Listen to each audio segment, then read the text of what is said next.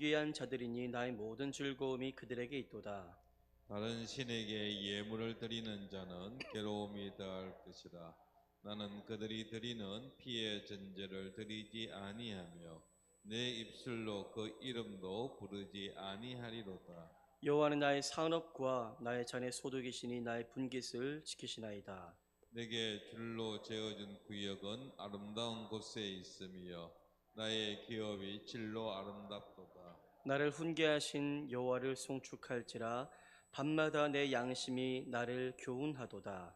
내가 여호와를 항상 내 앞에 모심이여 그가 나의 오른쪽에 계심으로 내가 흔들리지 아니하리로다. 이러므로 나의 마음이 기쁘고 나의 영도 즐거하며 내 육체도 안전히 살리니 이는 주께서 내 영혼을 수월에 버리지 아니하시며 주의 거룩한 자를 멸망시키지 않으실 것임이니이다. 함께합니다. 주께서 주께서 생명의 생명의 길을 길을 내게 내게 보이시리니 보이시리니 주의 주의 앞에는 충만한 기쁨이 있고 주의 오른쪽에는 영원한 즐거움이 있나이다. 아멘. 오늘 이 시간 육려전도회가 찬양으로 하나님 앞에 영광 돌려드리겠습니다.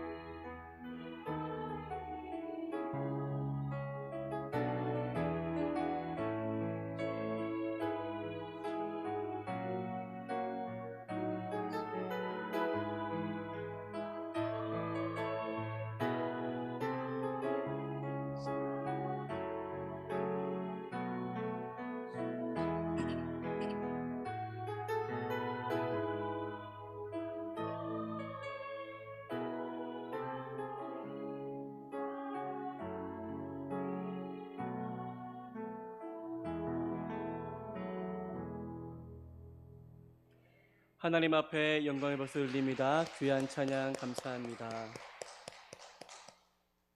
할렐루야. 오늘도 주님이 주실 은혜를 사모하며 주님 만나기 위해 나오신 모든 분들을 환영하고 축복합니다. 주님을 피난처로 삼고 주님께로 온전히 피하는 인생의 복이 있을 줄 믿습니다. 하나님의 날개가 두려움과 근심에 떨고 있는 우리를 안전하게 덮어주시는 그러한 은혜의 밤이 될 줄 믿습니다. 오늘도 그 놀란 하나님의 사랑과 위로를 성령 안에서 경험하는 생명이 임하는 시간이 되시기를 축복합니다. 사랑하는 여러분, 한 주간 어떠셨습니까? 한 주간 어떤 삶을 여러분들은 살아오셨습니까? 한 주간 평안하셨습니까? 평안하셨어요? 주일, 월요일, 화요일 붕해를 지났습니다. 며칠이 또 지났지요. 목이 조금 쉬었었는데 며칠 지나니까 또 목이 났네요. 그렇죠. 감사하게 붕해가 이제 화요일에 끝났고 또 이제 새로운 주일을 맞이하고 있습니다. 며칠을 살아왔지요. 은혜 받았습니다. 은혜 받고 나서 그렇다면 여러분은 아무 문제 없는 삶을 사셨나요? 은혜 받았으니 이제는 더 이상 문제가 없고 고민이 없고 위기 없는 모든 것이 탄탄대로인 삶을 걸어오셨나요? 아니겠지요. 부흥의 은혜를 받고 난 후에도 우리 삶에는 여전히 우리를 흔드는 많은 어려움들이 있었을 것이라고 생각합니다. 매일 크고 작은 위기와 고민이 찾아왔을 것이고 불안해하고 두려워하고 때로는 원치 않은 일로 말미암아 상처받을 때도 있었겠지요. 경제적인 문제가 여전히 머리를 아프게 합니다. 은혜 받을 때는 몰랐는데 또다시 현실에 돌아가니 물질의 문제 때문에 시름시름 고민하고 관계로 인하여 여전히 지쳐가고 자녀로 인해서 고심하고 앞날 미래가 보이지 않아서 염려에 갇혀 아무것도 하지 못하는 무기력한 상황 가운데 살아갈 때도 있었겠지요. 그래서 우리 마음이 평안하지 못하고 흔들리고 참 물결치듯 계속 내 마음에 무언가가 몰려오는 것 같은 느낌도 받으셨을 수 있습니다. 여러분, 이것이 바로 이 땅에 사는 연약한 인간의 모습입니다. 결국 이 땅에서는 우리가 이렇게 흔들릴 수밖에 없는 것이 죄악된 연약한 인간의 모습이지요. 이 땅에 사는 동안 완전한 삶, 완전한 만족이 있을까요? 없습니다. 주님 앞에서는 그날까지 아마 삶에서 인생의 문제는 파도처럼 계속해서 밀려올 것입니다. 어렸을 때 할아버지 할머니와 부모님과 함께 동해바다에 많이 놀러 갔었던 기억이 있어요. 동해바다는 여러분들 파도가 조금 달라요. 파도가 세더라고요. 어린아이가 막 파도에 달려갔어요. 그런데 제 키보다 더 큰 파도가 저를 그렇게 덮치니까 제가 뒤로 코로록 넘어가 버립니다. 이렇게. 또다시 한번 용기 내 일어나 봤는데 또 어떻습니까? 파도가 끊어졌을까요? 아니지요. 파도가 계속해서 밀려오니까 일어날 수가 없더라고요. 일어날 수가 없는 거죠. 그때 부모님이 저를 건져주니 물 먹고 콜록콜록거리면서 드디어 이제 밖으로 나와 살 수 있게 된 거죠. 인생이 그렇지 않은가요? 인생의 파도가 계속해서 우리에게 밀려옵니다. 우리를 넘어지게 하고 숨쉬지 못하게 하지요. 내 힘으로 감당할 수 없습니다. 그때 누가 필요합니까? 우리 아버지 되신 하나님이 우리의 손을 붙잡고 우리를 그 파도에서 건져내어 주실 때에 우리가 다시 살아나게 될 줄 믿습니다. 여러분들, 사람들은 항상 무엇을 찾습니까? 피할 곳을 찾습니다. 자신을 안전하게 보호해 줄 대상을 찾고 거기에 피하고자 하는 본성이 우리에게는 있습니다. 어떤 사람들은 사람에게 피합니다. 이 사람은 나를 보호해 주고 이 사람은 나를 만족시켜 줄 거야. 사랑에 목말라며 사랑의 목숨을 걸고 이 사람에게 내 인생을 맡기지요. 그런데 그 사랑이 나를 완전하게 만족시킵니까? 그렇지 않습니다. 그 사람에게 또 상처받아 또 다른 또 다른 갈망함을 갖게 되는 경우들을 많이 보게 됩니다. 어떤 사람은 이 힘든 곳 훌쩍 떠나버리면 괜찮겠지 생각하며 요즘에 뭘 많이 갑니까? 여행을 많이 가요. 여행을. 그렇죠. 국내 여행, 해외 여행. 그래, 떠나자. 떠나면 다 괜찮아질 거야. 갔다 오면 또 무엇이 기다리고 있습니까? 똑같은 현실이 기다리고 있습니다. 어떤 사람은 돈의 즐거움으로 그래, 흥청망청 쓰면 괜찮겠지. 돈에 피하고 어떤 사람은 쾌락, 오락 여기에 피하여 살아갑니다. 그러나 그러한 세상의 피난처들은 완전하지 못합니다. 잠시 잠깐 만족은 줘요, 사실. 힐링도 됩니다, 사실. 여행 가면 좋고 돈 여러분들 가지고 무언가를 사면 좋지 않습니까? 다 좋아요. 하지만 그 만족이 영원하지 못하다는 것이 문제이지요. 그 만족이 금방 메말라 버리고 금세 또 다른 것에 목말라 하는 우리의 모습을 우리는 볼 때가 많지 않습니까? 오래가지 못합니다. 잠시 잠깐 우리를 만족시킬 뿐입니다. 잠시 잠깐 위로 힘이 될지는 몰라도 또다시 불안하고 두렵고 염려하고 있는 나를 발견하지요. 세상의 것들은 진정한 평안, 진정한 만족을 내게 주지 못하기 때문입니다. 여러분, 이러한 우리에게 저는 시편 16편을 참 좋아하는데 시편 16편은 진정한 만족을 주는 피난처가 누구인지에 대해서 말씀하고 있습니다. 다윗이 그 피난처를 발견한 것 같습니다. 우리 시편 16편 1절 말씀을 함께 한번 읽겠습니다. 시작. 하나님이여 나를 나를 지켜 주소서. 내가 주께 피하나이다. 아멘. 다윗은 우리의 완전한 피난처가 누구라고 말합니까? 하나님이요. 하나님이라고 말합니다. 하나님. 다윗은 인생에서 수많은 위기를 경험했습니다. 다윗은 억울하게 도망했어야 됐고 도망자로 살면서 안 가본 곳이 없었습니다. 이 바위, 저 바위, 이 동굴, 저 동굴, 이 산, 저 산 안 숨어본 곳이 없습니다. 다윗은 그렇게 수많은 피난처가 될 만한 곳, 나를 안전하게 지켜줄 수 있는 곳, 여기에 숨으면 내가 들키지 않겠지라고 생각하는 곳에 모든 것을 다 찾아보았겠지만 그러면서 무엇을 깨닫습니까? 한 가지를 깨닫는데 어디에 숨어도 어디에 피해도 나를 완전하게 만족시켜주고 내게 용기를 주고 희망을 주는 곳은 없구나라는 것을 다윗은 깨닫습니다. 어디에 숨어도 불안합니다. 잠 못 이루는 거지요. 두렵습니다. 그때 깨달은 것은 무엇입니까? 그래, 내가 어디에 숨는 것, 어디를 피난처로 삼는 것이 중요한 것이 아니구나. 어디에 있든지 내가 내 모든 것을 받아주시는 피난처 대신 하나님과 함께 한다면 나는 어디에 있어도 나는 안전하고 만족할 수 있구나라는 것을 다윗은 깨닫습니다. 사랑하는 성도 여러분, 오늘 금요기도에 나오신 모든 분들, 다윗의 고백이 저는 이곳에 모인 우리의 고백이 되기를 축복합니다. 축복합니다. 저는 우리 팔성정교회 성도님들을 많이 자랑합니다. 예수만 자랑해야 된다 얘기하지만 목사님 저도 우리 성도님들을 오늘도 자랑했습니다. 서울에 있는 목사님과 이런저런 통화를 하면서 제가 이야기해 보니까 팔성정교회 흉을 하나도 안 봤어요. 오늘 하나도 안 봤어요. 우리 교회 성도님들 참 집중력이 있으시다. 참 믿음이 좋고 제가 요즘에 자랑한 게 뭔지 압니까? 금요기도회입니다. 금요기도회. 주일 출석에 3분의 1이 나온다 하니까 깜짝 놀라요. 그렇죠? 뭐 이런 얘기하니까 예전엔 더 많이 나왔는데 이렇게 얘기하시는 분들도 만났는데 고개를 끌적끌적 하시는 분이 계신데 만났는데 요즘 시대가 안 그렇더라고요. 어느 교회들마다 요즘에 기도하기를 힘들어하고 그렇죠?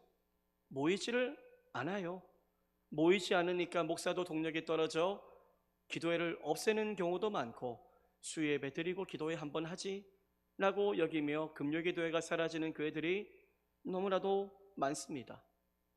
하지만 우리 교회 요즘에 더 많은 분들 이렇게 나와 은혜를 사모하며 기도하니 목사의 마음이 얼마나 기쁘고 하나님이 얼마나 기쁘실까 하는 그런 생각을 갖습니다. 누구를 기쁘게 하기 위함도 아닙니다. 내가 하나님 만나기 위한 거죠. 하나님 만나기 위한 것. 저는 그 소원이 우리 모두에게 있기를 바랍니다. 다윗의 고백이 저는 우리의 고백이 되기를 바랍니다. 하나님이여 나를 지켜주소서. 내가 주께 피하나이다. 세상 살아오면서 여러분들 기도하지 않고 살 수 있습니까? 아무리 여러분들 남편 아내한테 말해봐요. 아무리 내가 가까운 사람에게 다 털어놓아봐요. 그때뿐입니다. 정말로 나를 만족하게 하는 분은 우리의 피난처 되신 하나님 한 분밖에 없는 줄 믿고, 저는 그 피난처 되신 주님 앞에 날마다 피하는 삶을, 그 현명한 지혜로운 삶을 선택하며 살아가는 우리 팔성종계 모든 성도님들 되시기를 주님의 이름으로 축복합니다. 여러분, 그렇다면 다윗은요 주님 앞에 피하였는데 하나님께 무엇을 아뢰었습니까? 다윗은 이렇게 고백합니다. 주님 안에 나의 복이십니다. 주님 안에 나의 복이시고 주님 안에 내게 복 주실 수 있는 분이십니다 라고 고백합니다. 우리 시편 16편 2절을 함께 한번 읽어보겠습니다. 읽겠습니다. 시작. 내가 여호와께 아뢰되 주는 나의 주님이시오니 주 밖에는 나의 복이 없다 하였나이다. 다윗은 주는 나의 주님이시다 라고 고백합니다. 주는 나의 주님이시다. 하나님이 나의 주인 되신다라는 거죠. 이 고백에서 다윗이 얼마나 하나님을 신뢰하는지가 드러납니다. 지금 다윗 상황이 어떻습니까? 원수에게 쫓기고 있고 억울함을 당하고 있고 죽을 위기에 있고, 그 상황 가운데 우리는 하나님 어떻게 이럴 수 있어요? 하나님은 인생의 주인 맞습니까? 라고 말하겠지만 다윗은 달랐지요. 모든 것이 합력하여 선을 이루게 하실 하나님을 믿었기에 그는 그 어려운 상황 속에서도 주님은 여전히 나의 주인이십니다 라고 고백할 수 있었던 것입니다. 하나님을 만난 거지요. 하나님은 저 사람의 주님이십니다. 하나님은 저 사람의 주님이십니다. 이게 아니라 나의 주님, 나의 주님으로 만났기에 하나님을 완전한 피난처로 믿고 그 피난처 되신 주님께 피할 수 있었던 거지요. 하나님을 인격적으로 만난 다윗은 주밖에는 나의 복이 없나이다 라고 고백하는데요. 여러분, 다윗은 무엇이 복이라고 고백하였습니까? 누가 복이라고요? 주 밖에는 내게 복이 없다 라고 고백합니다. 주 밖에는 무슨 말입니까? 세상에 어떤 것도 내게는 복이 될 수 없다 라는 말이죠. 오직 나의 주님만이 내게는 복이십니다 라고 고백하는 것입니다. 다윗에게 있어서 복이 무엇일까요? 여러분들, 복, 우리가 기복주의 하는데 복이 여러분들 무엇인지를 알면 저는 기복주의도 좋다고 생각합니다. 다윗에게 있어서 복은 무엇이었습니까? 하나님이었습니다. 하나님. 그 하나님을 구하는 기복주의라면 저는 좋다고 생각합니다. 다윗에게 있어서 복이 무엇이었다고요? 무엇입니까? 하나님이었습니다. 하나님. 우리는 종종 건강, 인생의 성공, 자녀의 형통, 물질의 풍요와 같은 것들을 복이라고 생각하지만 다윗은 그것이 복이 아니라 진정한 복은 하나님 자체가 바로 복이시다라고 그는 믿었습니다. 여러분, 복 대신 하나님과 함께하는 것이 진정한 복임을 믿으시기를 바랍니다. 하나님이 나를 떠나지 않는 것이 복이고요, 하나님의 보호를 받고 살아가는 것이 복입니다. 하나님이 함께 하신다면, 하나님의 날개 그늘 아래 거한다면 누가 우리를 감히 해할 수 있단 말입니까? 이것을 믿을 수 있는 믿음을 가진 사람이 복이고요, 하나님과 함께 피하여 살아가는 것이 복임을 모든 성도님들 믿으시기를 바랍니다. 주밖에는 나의 복이 없나이다. 저는 이 고백이 우리의 고백이 되었으면 좋겠습니다. 이것을 깨닫지 못하니 늘 우리는 불안하고 원망하지요. 복이 무엇인지 알지 못하니 하나님, 이 복은 왜 내게 안 주십니까? 라고 원망하며 나아가는데, 복의 근원 되신 하나님은 모든 것을 주실 수 있는 분이십니다. 그 복이신 하나님을 우리가 붙들고 만난다면 우리에게 진정한 복이 이 세상 살아갈 동안 끊어지지 않을 줄 믿고 그 주님을 놓지 않고 살아가는 우리 모든 성도님들 되시기를 주님의 이름으로 축복합니다. 다윗은 하나님이 복되심을 깨달아서 세상에 복이 당장 없어도 불안해하지 않았습니다. 시편 16편 5절인데요. 우리 5절 말씀 함께 한번 읽어보겠습니다. 시작. 여호와는 나의 산업과 나의 잔의 소득이시니 나의 분깃을 지키시나이다. 다윗은 세상의 모든 복을 복되신 하나님께서 다 주신 것이라고 믿었습니다. 여호와는 나의 산업과 나의 잔의 소득이시니 나의 분깃을 지키시나이다. 다윗은 물질이 나의 산업이라고, 소득이라고, 분깃이라고, 사람이 나의 산업이라고, 소득이라고, 분깃이라고 고백하지 않습니다. 다윗은 하나님이 나의 산업이시고 나의 소득이시고 나의 분깃이다 라고 고백합니다. 여러분, 우리의 인생을 책임져 줄 분깃, 기업 있습니까? 여러분들, 무엇 때문에 여러분들 오늘을 불안해하지 않고 살고 있나요? 내 통장에 있는 돈, 혹시 돈 때문에 오늘을 불안해하지 않고 살고 있나요? 나를 도와줄 사람, 내 곁에 있는 가족입니까? 아니면 보험입니까? 보장된 노후입니까? 여러분, 우리의 인생을 그것들이 책임져 줄 수 있을까요? 저는 아니라고 생각합니다. 그렇죠?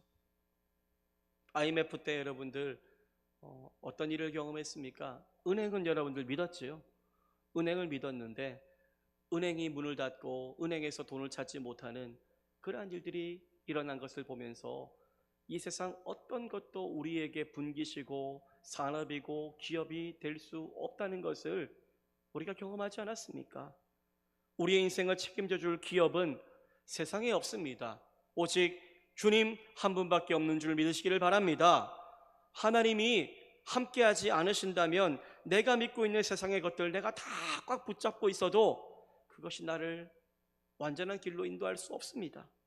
그렇게 우리는 더욱 주님만을 붙잡고 주님만 의지하며 살아가는 인생이 되어야 할 것입니다. 세상 사람들은 더 많은 인기, 더 많은 재물, 세상의 것들을 원하지만 그것을 안정감 삼으려고 하지만 믿음의 사람은 하나님을 더욱더 앙망합니다. 하나님의 그 소유를 더욱더 누리고자 하나님을 더욱더 붙듭니다. 왜냐하면 복이신 하나님이 나의 산업, 나의 분깃이 되신다면 그 모든 것을 가지신 하나님이 내게 모든 것을 채워주실 줄 믿기 때문입니다.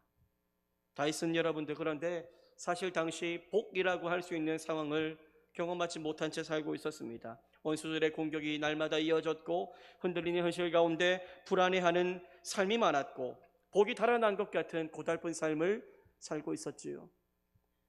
그러나 다윗은 하나님이 자신에게 주신 이 모든 상황 앞에 원망하지 않았습니다. 원망하지 않았죠. 결국 이 모든 과정들이 가장 좋은 복을 주실 기회임을 그는 깨달았습니다. 그래서 그는 이렇게 고백합니다. 시편 16편 6절 말씀을 함께 한번 읽어보겠습니다. 시작. 내게 줄로 재어준 구역은 아름다운 곳에 있으며 나의 기업이 실로 아름답도다. 아멘. 저는 이 고백이 참 좋은데요. 내게 줄로 재어준 구역은 아름다운 곳에 있으며 내게 줄로 재어준 기업은 아름다운 곳에 있으며 우리가 늘 내 삶을 만족하지 못하는 것이 문제인 것 같아요. 내가 왜 여기에 있지? 내가 왜 이렇게 살지? 나는 왜 이렇게 살아야 되지? 비교하고 사람들을 바라보며 내가 지금 거하고 있는 구역이 아름답지 못한 것이라고 여길 때가 많은데 이것이 원망이 되고 이것이 불안이 되고 이것이 슬픔이 될 때가 많지요. 대부분의 사람들이 내게 주어진 은혜를 은혜로 깨닫지 못하기 때문에 거기에서 결핍이 찾아와 어려움을 겪게 되지 않습니까? 그런데 다윗이 여러분들 완전하지 못했지만 그는 믿음으로 고백합니다. 내게 줄로 지어준 구역은 아름다운 곳에 있으며 나의 기업이 실로 아름답도다. 어찌 고난의 자리가 아름답다라고 고백할 수 있단 말입니까? 하지만 그는 믿었지요.